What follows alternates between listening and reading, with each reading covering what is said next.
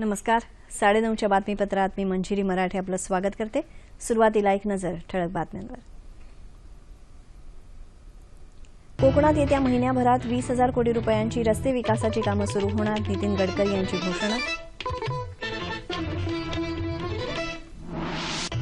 शेतकऱ्यांना परराज्यात माल सहजपणे विकता यावा यासाठी फूड झोन सुरू करण्याचा केंद्राचा विचार.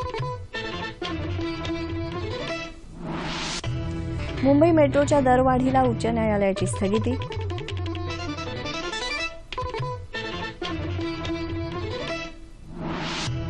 मुंबई शेअर बाजाराच्या निर्देशांकात 401 अंकांची उसळी.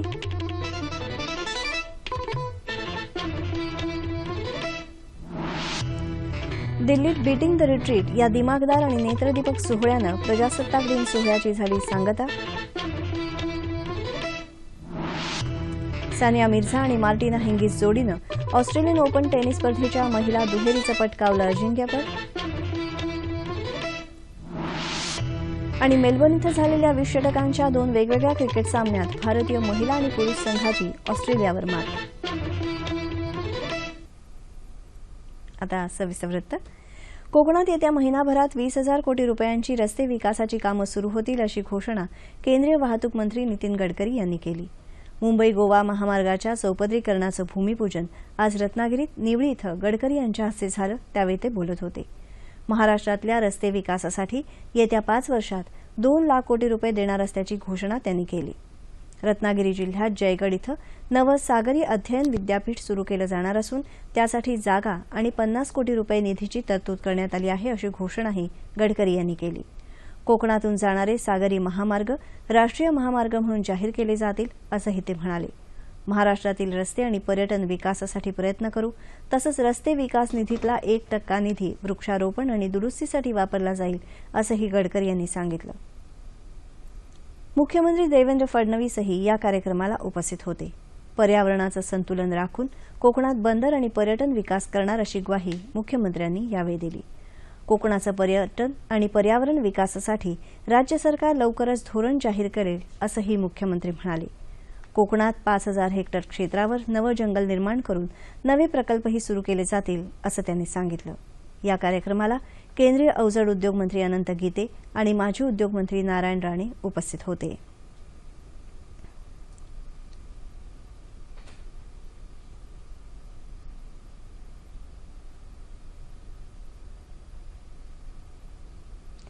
मुख्यमंत्री देवेंद्र फडणवीस विकासाच्या निव्वळ घोषणा करतात पण निधी मात्र देत नाहीत. त्यामुळे निधीकरता काँग्रेस आंदोलन करेल असा इशारा ज्येष्ठ काँग्रेस नेते नारायण राणे यांनी दिला.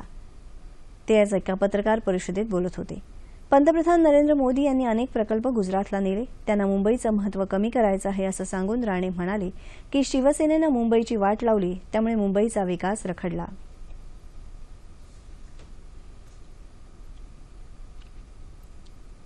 आज मोदींविरोधात आणि भाजप विरोधात देशात सर्वत्र वातावरण आहे. म्हणजे जसं दिवसेंदिवस म्हणजे आपण पुढे जातोय तर भाजप अधोगतीकडे चालली आहे.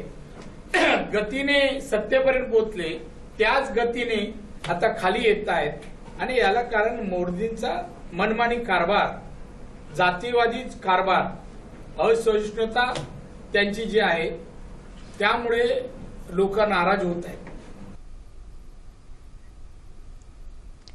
आगामी केंद्रीय अर्थसंकल्पाकडून जनतेच्या काय अपेक्षा आहेत हे जाणून घेण्यासाठी परराष्ट्र व्यवहार मंत्री सुषमा स्वराज यांनी आज मुंबईत विविध संस्थांच्या प्रतिनिधींशी चर्चा केली. अर्थसंकल्प लोकाभिमुख व्हावा या दृष्टीनं पंतप्रधानांनी नागरिकांशी प्रत्यक्ष संवाद साधण्याची सूचना सर्व केंद्रीय मंत्र्यांना केली आहे. या उपक्रमाचा भाग म्हणून सुषमा स्वराज आज मुंबईत आल्या. सरकारनं जीएसटीबाबत लवकरात लवकर निर्णय घ्यावा. विविध राज्यांमध्ये विजेचे दर एकसमान असावेत. भारतीय उत्पादनांसाठी निर्यातीवरचं अनुदान वाढवावं. लेखापरीक्षणासाठी जुने रेकॉर्ड ठेवण्याची अट शिथिल करावी. प्राप्तिकर 25% खाली आणावा अशा मागण्या लघु उद्योजकांनी यावेळी केल्या. शिक्षण आणि लघु बचत क्षेत्रांच्या प्रतिनिधींशीही स्वराज यांनी चर्चा केली. बचत सेवांच्या उत्पन्नावरील सेवा कराचा विचार करावा. टपाल विभागातल्या बचत योजना पुन्हा सुरू कराव्यात. LIC टर्म विम्याचा हप्ता कमी करावा अशा मागण्या यावेळी करण्यात आल्या. याशिवाय वस्त्रोद्योग, अल्पसंख्याक या क्षेत्रातल्या प्रतिनिधींनीही आपल्या मागण्या स्वराज यांच्यापुढे मांडल्या. या सर्व मागण्या वित्तमंत्र्यांकडे पोहोचवू असं आश्वासन स्वराज यांनी दिलं. या उपक्रमामुळे जनतेच्या अपेक्षांचा अचूक अंदाज येत असल्याचं सांगत स्वराज यांनी या उपक्रमाचं कौतुक केलं. प्रत्येकानं दुसऱ्याच्या विचाराचा आदर करायला हवा असं सांगत बहुमतानं निवडून आलेल्या पंतप्रधान नरेंद्र मोदींना न स्वीकारणं ही एक प्रकारची असहिष्णुताच आहे असं मत केंद्रीय नगरविकास मंत्री व्यंकय्या नायडू यांनी व्यक्त केलं. माईयर्स MIT स्कूल ऑफ गव्हर्नमेंट आणि भारतीय छात्र संसद फाउंडेशनच्या वतीनं पुण्यात 6व्या छात्र संसदेचं आयोजन करण्यात आलं आहे. छात्र संसदेतल्या 7व्या सत्रात उत्पन्न आणि उत्पादन सुरक्षिततेतून शेतकऱ्यांचं भाग्य उजळेल काय या विषयावर ते आज बोलत होते. एका राज्यातला शेतीमाल दुसऱ्या राज्यात विकायला सध्या शेतकऱ्यांना खूप अडचणी येतात. त्या कमी करण्यासाठी देशात एक फूड झोन करण्याचा सरकारचा विचार असल्याचं त्यांनी सांगितलं. यावेळी खासदार राजू शेट्टी यांना कृषी योद्धा पुरस्कार देऊन गौरवण्यात आलं. शेतकरी नेते दिवंगत शरद जोशी यांना शेट्टी यांनी हा पुरस्कार समर्पित केला. मुंबई मेट्रोच्या दरवाढीला उच्च न्यायालयानं आज स्थगिती दिली असून 11 फेब्रुवारी 2016 पर्यंत हे दर जैसे थे राहणार आहेत. मुंबई उच्च न्यायालयात आज या संदर्भात सुनावणी झाली. या मुद्द्यावर सर्वोच्च न्यायालयाची दिशाभूल केल्याबद्दल न्यायालयानं MMRDA आणि रिलायन्स कंपनीवर ताशेरे ओढले. या संदर्भात नव्यानं सर्वोच्च न्यायालयात याचिका दाखल करण्याची तयारी दोन्ही पक्षांनी दर्शवली आहे. या प्रकरणी सर्वोच्च न्यायालयाकडून नवे निर्देश येईपर्यंत दरवाढीला स्थगिती मिळाली आहे.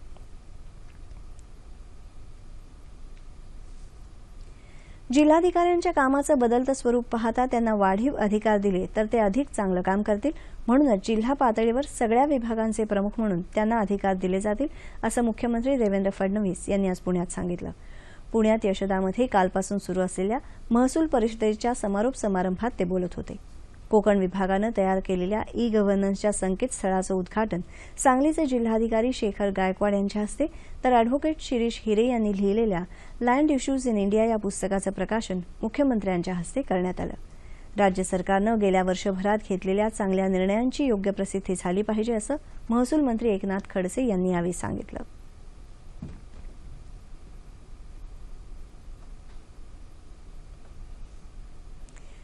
मुंबई शेअर बाजाराच्या निर्देशांकानं आज 401 अंकांची उसळी घेतली आणि तो 24,870.69 अंकांवर बंद झाला. जागतिक बाजारातल्या चांगल्या स्थितीचा सकारात्मक परिणाम आज शेअर बाजारावर जाणवला आणि या वर्षात पहिल्यांदाच आठवड्याच्या अखेरीला बाजार बंद होताना निर्देशांकानं उसळी घेतली. राष्ट्रीय शेअर बाजाराचा निफ्टीही 141 अंकांच्या वाढीसह 7,563 अंकांवर स्थिरावला. दिल्लीत राजपथावर होणारा बीटिंग द रिट्रीट हा भव्य सोहळा देशासाठी अभिमानास्पद असल्याचे उद्गार पंतप्रधान नरेंद्र मोदी यांनी काढले. विजय चौकात आज हा दिमाखदार सोहळा संपन्न झाला. राष्ट्रपती प्रणव मुखर्जी, उपराष्ट्रपती डॉ. हमीद अन्सारी, पंतप्रधान नरेंद्र मोदी, माजी पंतप्रधान डॉ. मनमोहन सिंग, केंद्रीय संरक्षण मंत्री मनोहर पर्रिकर आणि देशाच्या 3ही सैन्य दलाचे प्रमुख यावेळी उपस्थित होते.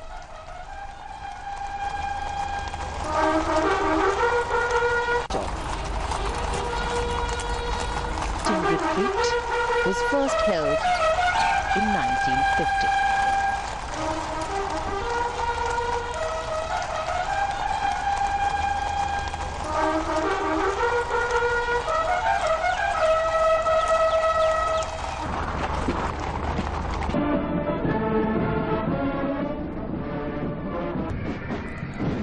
एकोणीसशे 1950 पासून बीटिंग द रिट्रीट सोहळा साजरा केला जात आहे. प्रजासत्ताक दिनाचा समारोप सैन्य दलांच्या नेत्रदीपक संचलनानं होतो. या सोहळ्यात 15 लष्करी बँड सहभागी झाले होते.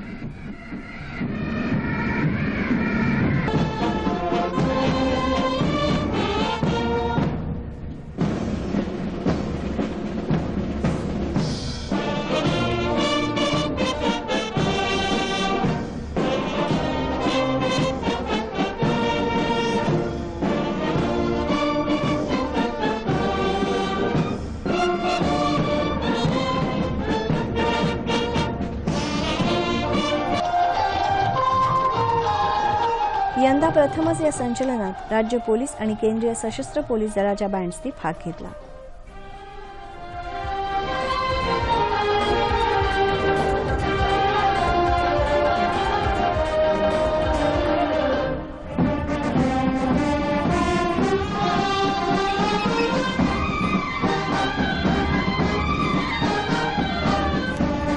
देशाचा गौरव असलेल्या या कार्यक्रमात उपस्थितांनी लष्करी बँड पथकं आणि पारंपरिक शास्त्रीय वाद्यांची जुगलबंदी अनुभवली. व्ही. शांताराम जीवनगौरव पुरस्कार मिळाल्यानं मनात संमिश्र भावना दाटून आल्या आहेत. या पुरस्कारामुळे केलेल्या कष्टांचं चीज झालं, असं ज्येष्ठ वन्यजीवन चित्रपट निर्माते नरेश बेदी यांनी म्हटलं आहे. हा पुरस्कार मिळाल्यानंतर आज मुंबई दूरदर्शन केंद्राच्या प्रांगणात ते पत्रकारांशी बोलत होते. सध्या मुंबईत 14वा मुंबई आंतरराष्ट्रीय चित्रपट महोत्सव अर्थात मिफ सुरू आहे. त्यानिमित्तानं बेदी यांनी अनेक विषयांवर आपली मतं व्यक्त केली. बोधपटांना ऊर्जितावस्था यावी यासाठी दूरदर्शनची एक वाहिनी उपलब्ध करून दिल्याबद्दल त्यांनी सरकारचे आभार मानले. महोत्सवाचा आजचा दुसरा दिवस होता. महोत्सवातले सिनेमे रसिकांना फिल्म्स डिव्हिजन, दूरदर्शन केंद्र, सोफिया महाविद्यालय आणि रशियन सांस्कृतिक केंद्र इथे पाहता येतील. मुंबईत ओएनजीसीचं मुख्यालय आणि इतर काही संवेदनशील ठिकाणी 2010मध्ये दहशतवादी हल्ले करण्याच्या कटात सहभागी असल्याबद्दल सत्र न्यायालयानं आज अब्दुल लतीफ याला 12 तर रियाज अली याला 10 वर्षांची सक्त मजुरीची शिक्षा सुनावली. अब्दुल लतीफला 10,000 तर रियाज अलीला 5,000 रुपयांचा दंडही न्यायालयानं ठोठावला आहे. या दोघांना दहशतवाद विरोधी पथकानं 14 मार्च 2010ला मध्य मुंबईतून अटक केली होती. वांद्र्यातलं ओएनजीसीचं मुख्यालय, मंगलदास मार्केट, बोरिवलीमधला ठक्कर मॉल, गेईटी आणि गॅलेक्सी वांद्र्यातली चित्रपटगृह तसंच आणखी काही ठिकाणी दहशतवादी हल्ले करण्याची त्यांची योजना होती. हे दोघंही पाकिस्तानातल्या अंकल नामक दहशतवाद्याच्या इशाऱ्यावरून काम करत होते. तो मुंबईत 1993च्या मालिका स्फोटांमधला मुख्य आरोपी असून सध्या कराचीत तो बांधकाम व्यवसायात आहे, असं दहशतवाद विरोधी पथकानं न्यायालयाला सांगितलं होतं. बँकिंग व्यवस्थेत सुधारणा करण्यासाठी केंद्र सरकार वेगानं प्रयत्न करत आहे, अशी माहिती केंद्रीय वित्त राज्यमंत्री जयंत सिन्हा यांनी दिली. सिन्हा यांच्या हस्ते आज 11व्या वार्षिक बँकिंग परिषदेचं मुंबईत उद्घाटन झालं. त्यावेळी ते बोलत होते. आधीच्या सरकारनं गेल्या 10 वर्षात एकाही नव्या बँकेला परवाना दिला नाही. आम्ही गेल्या वर्षभरातच 23 बँकांना परवाने दिले. आणखीही काही बँकांना आम्ही परवाने देणार आहोत. त्यामुळे बँकिंग क्षेत्रातल्या स्पर्धात्मकतेला वाव मिळेल, असं सिन्हा म्हणाले. सार्वजनिक क्षेत्रातल्या बँकांच्या प्रशासनात खासगी कॉर्पोरेट बँकांप्रमाणे कार्यक्षमता आणण्याचा आमचा प्रयत्न आहे.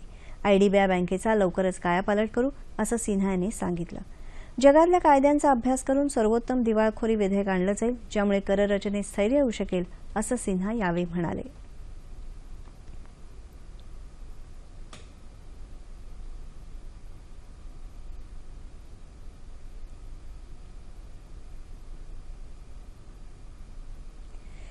राज्यात तुरुंगात असलेल्या महिलांच्या मुलांची सद्यस्थिती काय आहे याबाबत येत्या 11 तारखेपर्यंत प्रतिज्ञापत्र सादर करण्याचे निर्देश मुंबई उच्च न्यायालयानं आज तुरुंगाच्या अतिरिक्त महासंचालकांना दिले. यापैकी किती मुलांना आईच्या सहवासाशिवाय राहावं लागतंय, त्यांचं संगोपन कोण आणि कसं करतंय याबाबतची माहितीही या प्रतिज्ञापत्रात द्यावी. प्रयास या सामाजिक संस्थेनं अशा मुलांच्या पुनर्वसनाबाबत केलेल्या शिफारसींचाही विचार करावा, असं न्यायालयानं म्हटलं आहे. तुरुंगात असलेल्या महिलांची मुलं दुर्लक्षित आणि उपेक्षित राहतात. बहुतेकांना शिक्षणापासून वंचित राहावं लागतं, असं प्रयास या संस्थेच्या अहवालात म्हटलं आहे. तुरुंगातल्या महिलांना वरचेवर त्यांच्या मुलांना भेटू द्यावं आणि प्रत्येक तुरुंगात एका समाज कार्यकर्त्याची नेमणूक करावी, असंही या अहवालात नमूद करण्यात आलं आहे. अहवालाचं गांभीर्य लक्षात घेऊन न्यायालयानं स्वतःच पुढाकार घेत या अहवालाचं जनहित याचिकेत रूपांतर केलं आणि संबंधितांना हे निर्देश दिले. भारत आणि फ्रान्स यांच्यात नुकतेच विविध क्षेत्रांमध्ये 16 सहकार्य करार झाले. या करारांमुळे उभय देशांचे संबंध अधिक घट्ट होण्याची अपेक्षा व्यक्त केली जात आहे.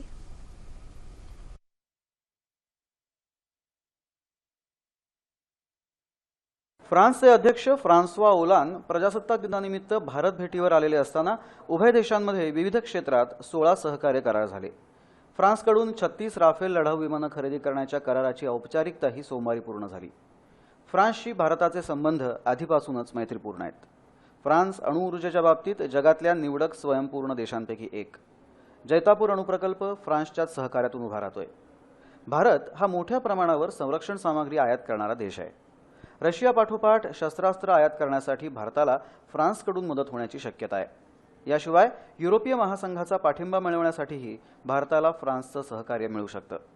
फ्रान्स आणि भारत हे आंतरराष्ट्रीय परिदृश्यातले जुने मित्र आहेत. ओलांद यांच्या भारत भेटीमुळे उभय देशांमधले संबंध दृढ व्हायची शक्यता निर्माण झाली आहे.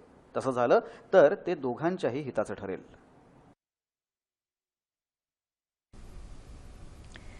भारत आणि फ्रान्स यांच्यात झालेल्या करारांच्या पार्श्वभूमीवर अधिक चर्चा करण्यासाठी आंतरराष्ट्रीय घडामोडींचे अभ्यासक प्राध्यापक सुरेंद्र जाधव आज आपल्या स्टुडिओत आले आहेत. नमस्कार. 9:30च्या बातमीपत्रात नमस्कार. आपलं मनपूर्वक स्वागत. धन्यवाद. फ्रान्सच्या राष्ट्राध्यक्षांची भारत भेट याचं नेमकं महत्व काय? फ्रान्स आणि भारत यांचं देशांतर्गत किंवा जागतिक व्यासपीठावर एकत्र येणं या घटनेसाठी जागतिक अर्थकारण आणि राजकारण जितकं जबाबदार आहे तितकंच या दोन्ही देशातील जे सांस्कृतिक बंध आहेत ते आपण आधी समजून घेऊ आणि मग नंतर आपण जे कोणते कोणते आपले करार झालेले आहेत आणि त्याचं सिग्निफिकन्स किंवा महत्व कसं आहे हे समजून घेऊ.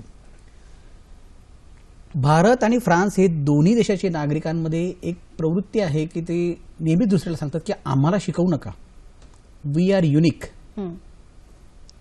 दुसरं महत्वाचं वैशिष्ट्य आहे की ते बोथ आर व्हेरी आर्ग्युमेंटेटिव्ह. त्यांना युक्तिवाद करण्याची प्रचंड आवड आहे आणि आपल्या युक्तिवादात तर अमर्त्य सेनने पुस्तकच लिहिलेलं आहे की आर्ग्युमेंटेटिव्ह इंडिया.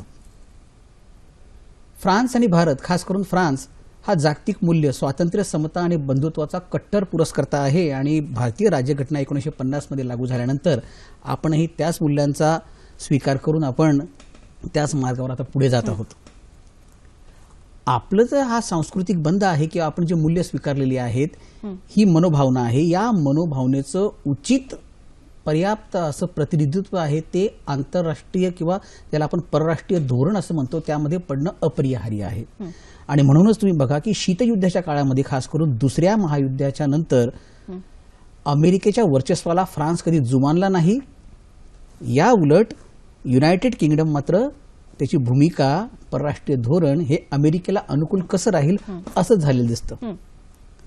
पंडित जवाहरलाल नेहरू सुद्धा अमेरिकेला जुमानले नाहीत आणि त्यांनी स्वतंत्रपणे नॉन अलाइन्ड मुव्हमेंटची स्थापना करून आपली भूमिका जगापुढे व्यक्त केली.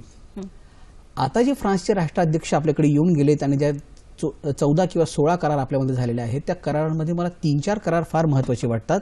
त्यातला एक आहे संरक्षण विषयक, दुसरा आहे अर्थव्यवस्था विषयक, अणुऊर्जा सौर ऊर्जा करार आणि दोघांनी घेतलेली दहशतवादाविरुद्ध, आंतरराष्ट्रीय दहशतवादाविरुद्ध जी कठोर भूमिका आहे या भूमिका मला सर्वात महत्वाच्या वाटतात. आपण मला वाटतं संरक्षण क्षेत्रापासून सुरू करूया.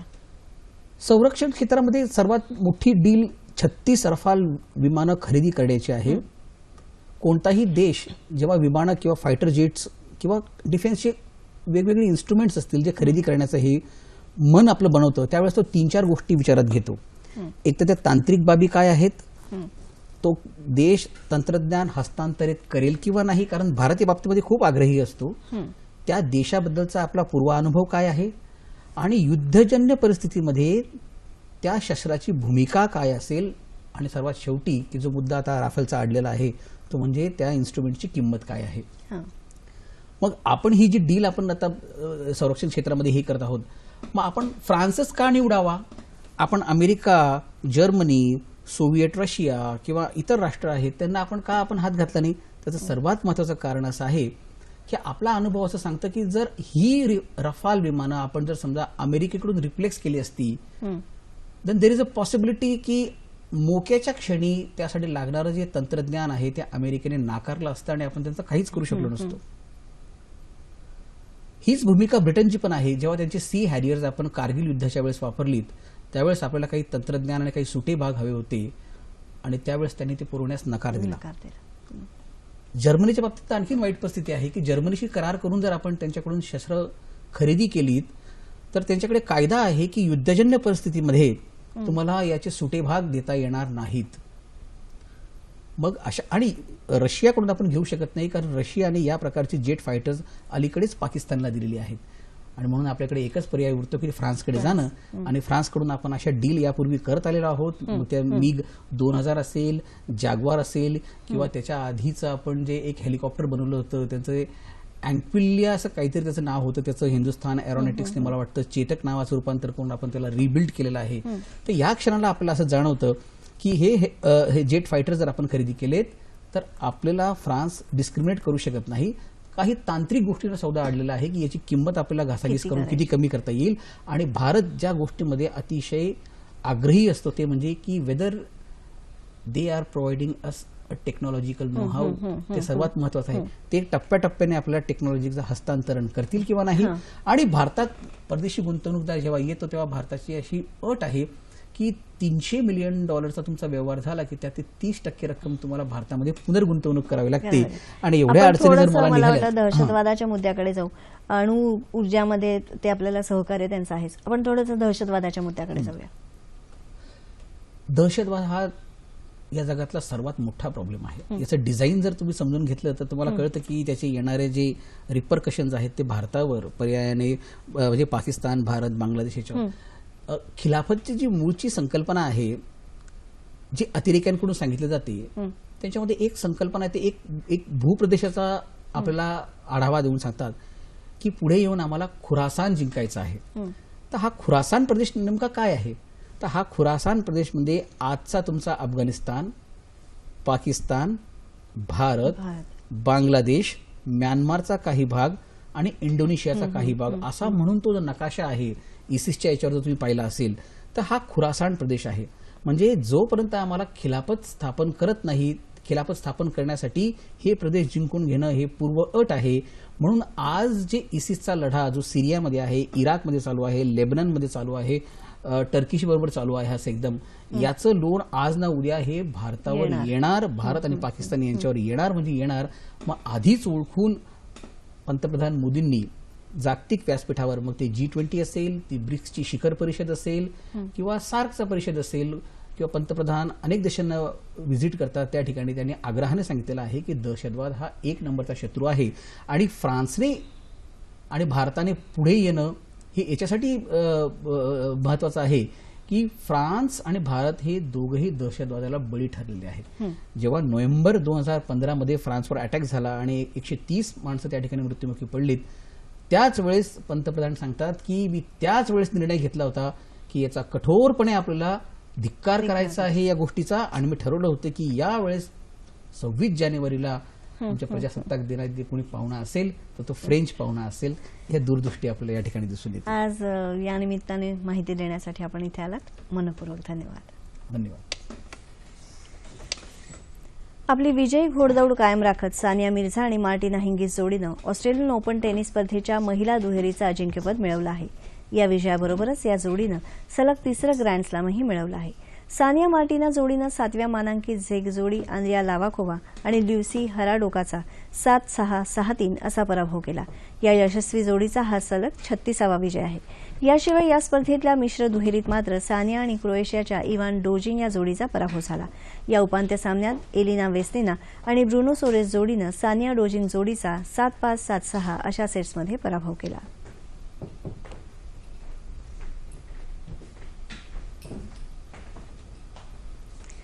मेलबर्न इथं झालेल्या दुसऱ्या 20 षटकांच्या क्रिकेट सामन्यात आज भारतानं ऑस्ट्रेलियावर 27 धावांनी मात करून मालिका 2-0 अशी खिशात टाकली.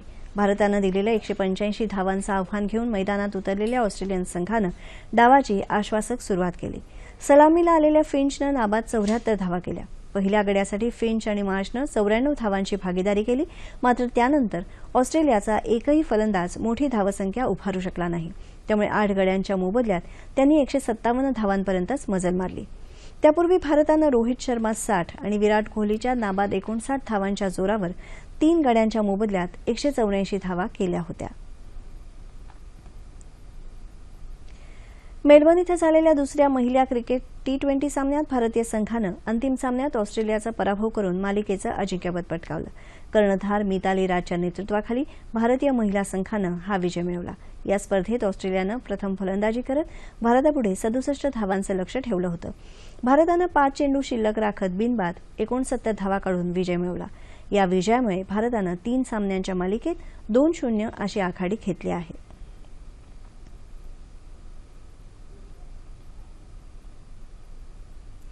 हवामान.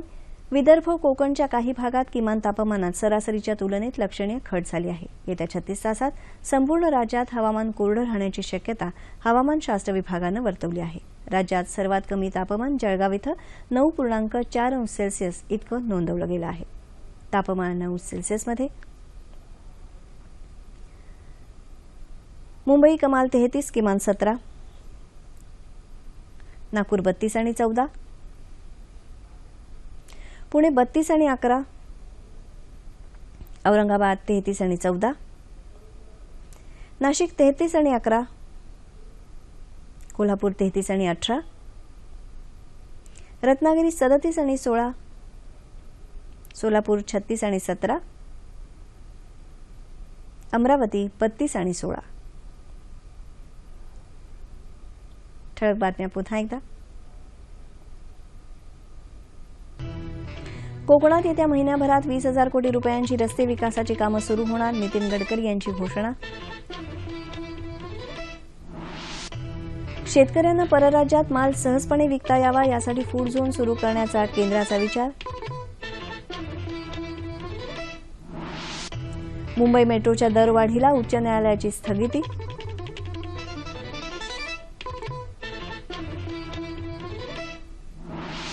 मुंबई शेअर बाजाराच्या निर्देशांकात 401 अंकांची उसळी.